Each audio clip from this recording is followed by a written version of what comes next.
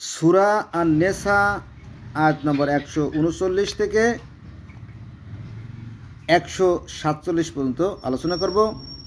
আর এখানে আপনার সূরা আন-নেসার 142 নম্বর আয়াতে আমরা জানতে পারবো ভণ্ড নামাজি কারা।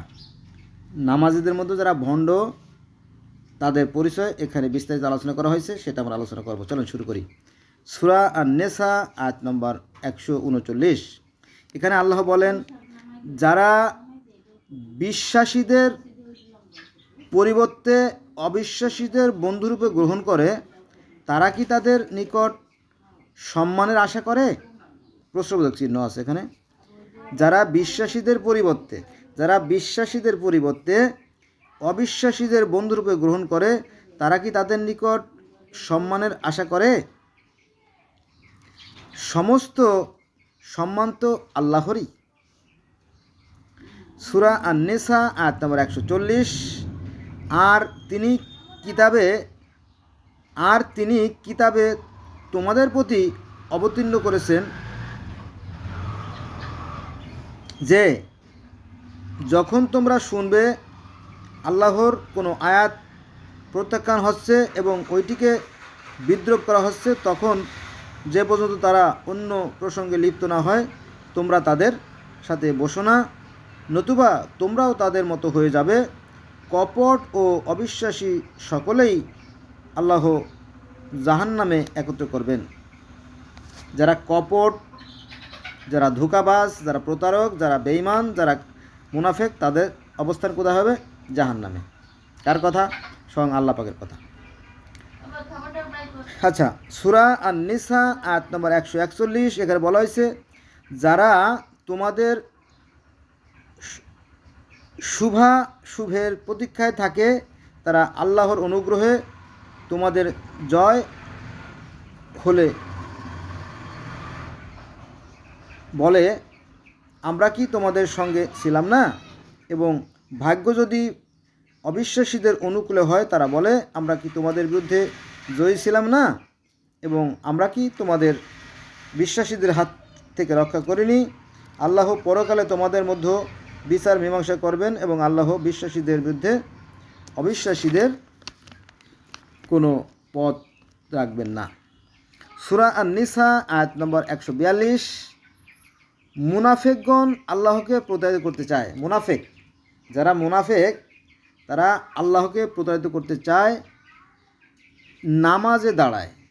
নামাজে দাঁড়ায় বস্তুত তিনি তাদের প্রতারিত করেন, এবং যখন তারা শৈথিল্যর সাথে কেবল লোক দেখানোর জন্য দাঁড়ায় এবং আল্লাহকে তারা অল্পই স্মরণ করে। এখানে কিছু লোক আছে মুনাফিক, তারা খবরাখবর নেওয়ার জন্য, গোপন তথ্য সংগ্রহের জন্য মুমিনদের সাথে মিলিত হয়, অথবা দেখা যায় যে আপনার ওই নামাজ পড়ে ঠিকই কিন্তু ধোঁকাবাজি। তো তাদের কঠিন অবস্থা হবে। মুনাফিকরা থাকবে জাহান্নামের নিম্ন স্তরে, সে কথা বলা হয়েছে। মুনাফিক দেখেন যে সূরা আন-নিসা আয়াত নম্বর 142। মুনাফিকগণ আল্লাহকে প্রতারিত করতে চায়। আল্লাহকে তো প্রতারিত করা যায় না, তাই না? আল্লাহ হচ্ছে মহান সত্তা। তো মুনাফিকগণ আল্লাহকে প্রতারিত করতে চায়, তারা নামাজেও দাঁড়ায় বস্তুত তিনি তাদের প্রতারিত করে থাকেন, এবং যখন তারা তার শৈথিল্যের সাথে কেবল লোক দেখানোর জন্য দাঁড়ায় এবং আল্লাহকে তারা অল্পই স্মরণ করে। তারা আল্লাহকে খুব কমই স্মরণ করে, কারণ তারা মন থেকে, তারা অন্তর থেকে, হৃদয় থেকে তারা স্মরণ করে না। তারা লোক দেখানো নামাজ পড়ে, এবং তারা হচ্ছে কপট, ভণ্ড। সূরা আন-নিসা আপনি দেখবেন, গুগলে যাবেন, গুগলে গিয়ে সার্চ দেবেন সূরা আন-নিসা আয়াত নাম্বার 142, দেখবেন চলে আসছে। এগুলো খুব গুরুত্বপূর্ণ আয়াত। তাহলে এই মুনাফিকরাই থাকবে জাহান্নামের সর্বনিম্ন স্তরে, এবং সবচেয়ে নিকৃষ্ট প্রাণী এই মুনাফিকরাই। এরা কিন্তু নামাজ পড়ে, কিন্তু আসলে লোক দেখানোর নামাজ পড়ে, আছে না? এই দলের লোক সবচেয়ে বেশি, ঠিক কি না? সবচেয়ে বেশি লোক এই দলে। চলেন শুরু করি। একটু উদাহরণ দেই নাকি? একটু উদাহরণ দেই, তারপরে আলোচনা করি। এই মনে করেন যে সচিবালয় অথবা এই তাড়াতাড়ি দেন এই তাড়াতাড়ি দেন, কী দেন, বান্ডেল তাড়াতাড়ি দেন, কারণ ওদিকে ইকামত হয়ে যাচ্ছে, নামাজে দাঁড়ায় যাচ্ছে সবাই। তো বললো স্যার কত দেব, আনছি তো 10 টাকা, না হবে না, 25 লাখ লাগবে, তাই না? 25 লাখ, ওই যে ছেলের চাকরির ব্যাপারটা আর কি। বলো ঠিক আছে, এটা রাখেন, পরে না এটা পরে হবে না, বহুত লোক আছে, বহু ক্যান্ডিডেট আছে চাকরির, আছে না? এটা আর কি। এখন যে ছেলে ঘুষ দিয়ে চাকরি নিল সে তো কি একটু ঘুষ খাবেই নাকি? তো যাই হোক, সমস্যা নাই, ভালোই চলছে, এখন যা চলছে ভালোই চলছে, এর আগেও ভালো চলছিল, আগামীতেও ভালোই চলবে, ঠিক আছে?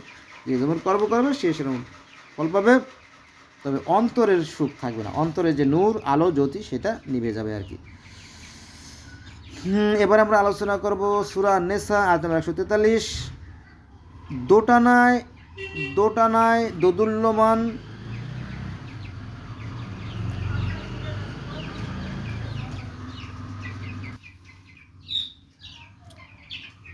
সূরা আন-নেসা আয়াত নম্বর 143। দোটানায় দোদুল্যমান, না এদিকে না ওদিকে, এবং আল্লাহ যাকে পথভ্রষ্ট করেন তুমি তার জন্য কখনো কোনো পথ পাবে না। আল্লাহ পাক যার পথভ্রষ্ট করেন তার আর কোনো গতি থাকে না, আর আল্লাহ পাক সহজে তা করেন না। যদি কেউ চায় ভণ্ডামি করতে, আল্লাহ বলেন যা করে দেখ কতটুকু পারিস, তাই না? সেটা আর কি। সূরা আন-নেসা আয়াত নম্বর 144। হে বিশ্বাসীগণের পরিবর্তে অবিশ্বাসীদের বন্ধুরূপে গ্রহণ করো না। তোমরা কি আল্লাহকে তোমাদের বিরুদ্ধে স্পষ্ট প্রমাণ দিতে চাও? সূরা আন-নেসা আয়াত নম্বর 145। মুনাফিকগণ তো আগুনের নিম্ন স্তরে থাকবে, মুনাফিকগণ আগুনের নিম্ন স্তরে থাকবে, এবং তোমাদের জন্য তুমি কখনো কোনো সাহায্যকারী পাবে না। এই মুনাফিকদের কোনো সাহায্যকারী থাকবে না, এবং তারা জাহান্নামের সর্বনিম্ন স্তরে থাকবে। আর মুনাফিক কারা আপনি খুঁজে বের করে নিন, তাই না? এবার সূরা আন-নেসা আয়াত নম্বর 146, এখানে বলা হয়েছে কিন্তু যারা তওবা করে নিজেদের সংশোধন করে, আল্লাহকে দৃঢ়ভাবে অবলম্বন করে এবং আল্লাহর উদ্দেশ্য তাদের ধর্মকে নির্মল করে, তারা বিশ্বাসীদের সঙ্গে থাকবে, এবং বিশ্বাসীগণ আল্লাহ মহা পুরস্কার দেবেন। যারা বিশ্বাসী, যারা সৎকর্মশীল, তাদের জন্য জান্নাত, তারা সেখানে চিরসুখে থাকবে। কিন্তু যারা মুনাফিক, যারা প্রতারক, তারা কি জাহান্নামের নিম্ন স্তরে থাকবে। এটা আর কি।